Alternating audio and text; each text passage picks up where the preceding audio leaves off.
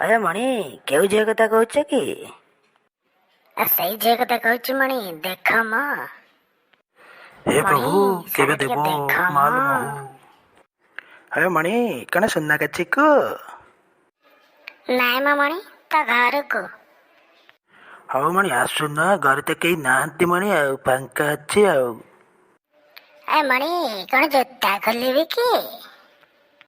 ନାଇଁ ମଣି, ମୁଁ କଣ ମନ୍ଦିରକୁ ଡାକୁଛି କି ଜୋତା ଖୋଲିବ କହୁଛ? ମୁଁ ବା ଘରକୁ ଡାକୁଛି ମଣି।